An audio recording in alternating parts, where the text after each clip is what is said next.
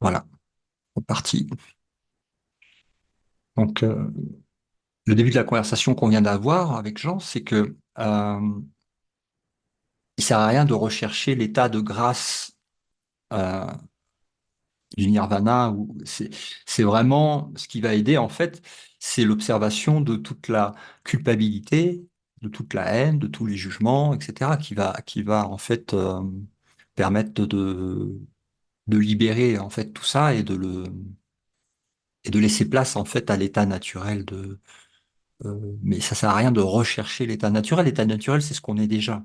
Là, ce qu'il faut regarder, c'est toute la culpabilité qui est enfouie au plus profond de l'esprit, le jugement, la haine, la condamnation, la volonté d'être séparé, la volonté que le passé soit toujours là, euh, le Avoir fait, des amours particuliers.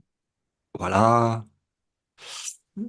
Donc, en fait, c'est ce que fait tout le cours en miracle, hein. C'est-à-dire qu'il t'emmène pas à regarder l'amour, hein.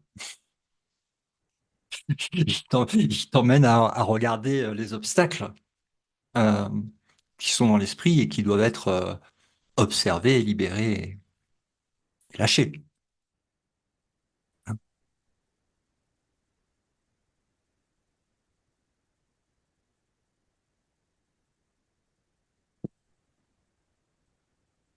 D'ailleurs,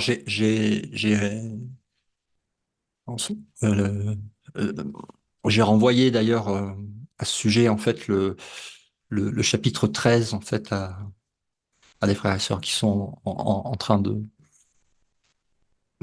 regarder ça à l'intérieur d'eux aussi, tu vois. Le chapitre 13 court. Enfin, c'est tout le cours hein, il n'y a pas que le chapitre 13, hein, c'est tout le cours, hein. Mais là, en ce moment, c'était le point qui était souligné en fait dans le chapitre 13 de Un cours en miracle. L'observation que, tu sais, il y a toujours une tendance en fait enfin, l'ego a une forte tendance à regarder le passé. Euh, c'est un peu comme si tu baissais les yeux en fait pour regarder l'enfer en fait, et que tu plongeais ton regard dans les ténèbres. Et si tu plonges ton regard dans les ténèbres regardent te regardent Hmm. en miroir. Et les ténèbres sont dans, dans le passé. C'est ce qui t'empêche en fait de voir la présence de l'amour qui est présent.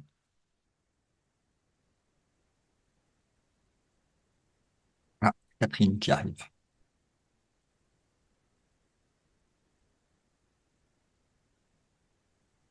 Bonjour Catherine.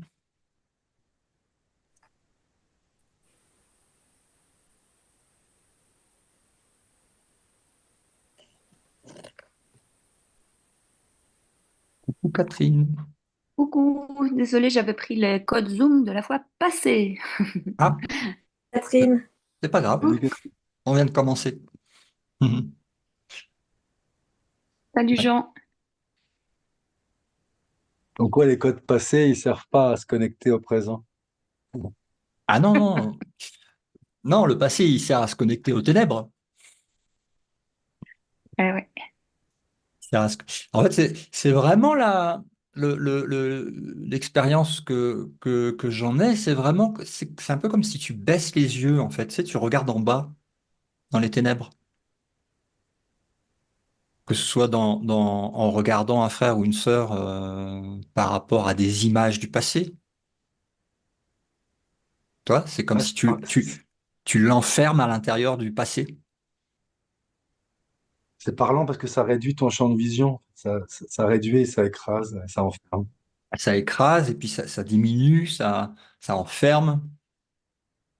Euh, Alors que quand tu libères, il y a un espace qui se crée. Le regard, vraiment, même physiquement, je veux dire, la tête remonte en fait. Le regard devient clair et regarde clairement devant en fait, au lieu de regarder dans le passé en fait.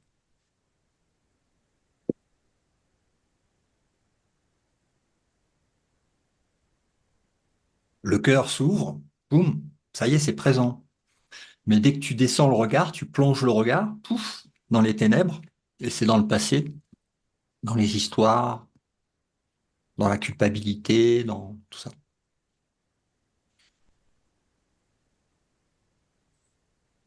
Et que ce soit sur un frère ou une sœur, ou que ce soit sur ton propre euh, personnage, etc. Dès que tu regardes en fait ton personnage dans le passé, euh, alors c'est ce qu'on fait aussi dans les ateliers d'observation, puisque quand tu regardes en fait, euh, s- souvent dans les ateliers, j'ai pris l'exemple en fait, c'est de mettre en fait la projection en fait du mental, de la voir en fait à une petite distance en fait, comme si tu observes un écran en fait, comme si moi j'utilise les mains pour voir, les yeux fermés pour voir en fait les images de des personnages, des interactions, du monde. Mais tout ça, c'est des images du passé. Et en fait, quand tu regardes, en fait, tu prends une distance en fait avec le passé, mais il y a besoin d'observer en fait le système de pensée qui projette ça pour pouvoir le libérer. Hein.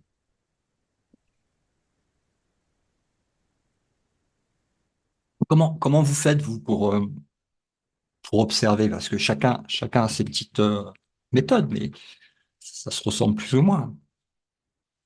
Comment est-ce que vous faites?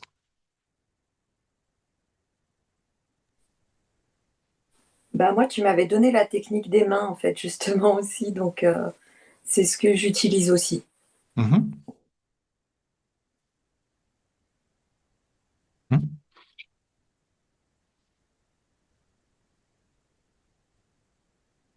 Quand il y a une espèce d'orage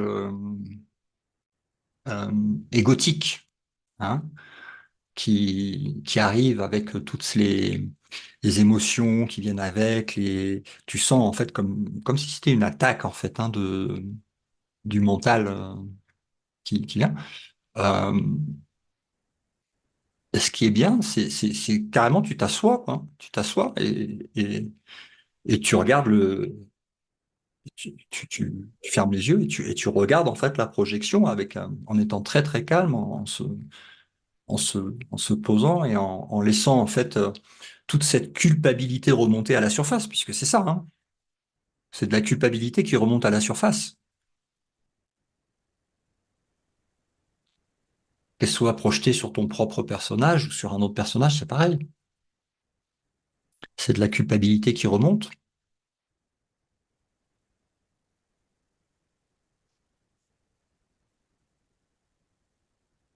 Alors le point commun de toute cette culpabilité, c'est qu'elle appartient au passé. Et le passé n'existe pas. Donc, en fait, il y a, comme il dit dans le cours, hein, je ne sais plus à quel endroit, mais c'est dans le chapitre 13, c'est très bien expliqué. Euh, En fait, tu es coupable dans le passé, mais le passé n'existe pas. Et tu es innocent dans l'éternité.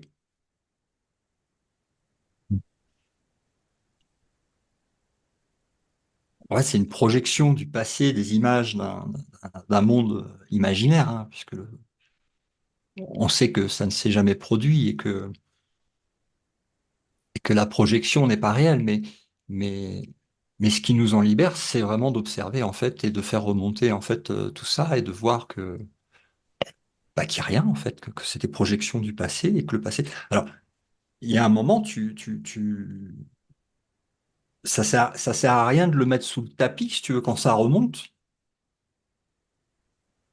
C'est bien de se poser, de se calmer et d'observer tout ça, de voir toutes les histoires que raconte le mental et de voir que tout ça, c'est des histoires du passé, d'un passé qui n'existe pas.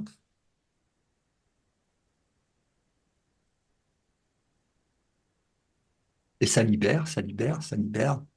Et il y a un moment, si tu veux, quand c'est libéré, tu sens en fait que tu plonges plus le regard à l'intérieur du passé. Le regard, il est libéré, il est éclairé par le présent, par la présence. La présence. Mais bon, il y a des passages où ça remonte et ça sert à rien de se dire que si ça remonte, c'est qu'il y a quelque chose qu'on fait mal ou que c'est pas bien ou que tu vois. Ah non, ça remonte, ça remonte, ça remonte pour être libéré. C'est intéressant ce que tu dis parce qu'en fait, hier, c'est vraiment ça qui s'est produit. C'est vraiment remonté, mais c'était même, enfin, toute la situation vécue a été difficile, quoi, même avec les personnages de mon rêve, quoi. Et donc, je devais donner cours à des petits, des tout petits, et ils ont été vraiment difficiles, et ça pleurait, et ça se faisait mal, et tout ça. Et j'étais pratiquement seule à devoir les gérer, ils étaient nombreux. Mhm, Et je savais en fait que ça allait être difficile en y allant. Le trajet a été difficile, le retour a été difficile, même sur la route, etc. Et j'avais des crampes en fait toute l'après-midi. Et mhm, je me suis dit, ok, euh, c'est trop difficile pour moi de pardonner là maintenant, tout de suite. C'était mhm, trop difficile de gérer l'instant. Donc j'ai fait ce qu'il fallait. J'ai bien vu qu'il y avait du mécontentement, des ronchonchons. Enfin, je voyais bien que j'étais pas bien, quoi. mhm, mhm, Et puis j'ai laissé passer. Évidemment, j'ai mis un petit commentaire. Enfin, c'est facile de manipuler les personnages de ton rêve pour aller dans ton sens à ce moment-là. C'est tellement facile, quoi. Donc, enfin, je le vois, je l'ai vu, je n'aime pas ça, mais je n'avais pas la force en fait nécessaire que pour endiguer le phénomène. Et donc, en fait, après, au retour, je me suis posée, j'ai vu pourquoi, j'ai vu à quel point tous les personnages vraiment de mon rêve pouvaient répondre à ça qui émergeait, qui sortait et qui avait besoin d'être nettoyé. J'ai vu la cause. Et mhm, puis après, bah, j'ai tout pardonné, mais c'est sûr que je me suis dit exactement ce que tu as dit. Ok, c'est que c'était quelque chose voilà, qui devait être épuré et qui devait se faire sans vraiment que je comprenne tous les tenants et les aboutissants non plus. J'ai juste vu là mhm, une mhm. cause possible, mais c'est tout. J'ai pas torturé le mental, j'ai juste Oui, pardonné par il sert à rapport. rien d'analyser les détails parce que ça, c'est le mental qui veut faire croire à la réalité du truc. Mais Mhm. Ah ouais, ça Mais arrive, c'est hein. fou comme ça peut répondre, quoi. Parce que ça Mhm, répond même entre guillemets, l'extérieur, quoi. Ça se met en interaction juste pour amorcer le truc et pour. C'est fou, ça. J'ai vu comment c'était possible, en fait, l'ampleur du truc. mhm, mhm. Mais Ok. merci de confirmer. J'étais presque persuadée que c'était ça, que ça avait besoin de Ouais. sortir, quoi. Ouais, et puis, il y a pas de culpabilité à avoir sur le fait que ça remonte, hein. De toute façon, ça fait partie du grand nettoyage qui se fait au niveau. Oui, Après, comme le colibri, hein, chacun reçoit oui. sa petite part et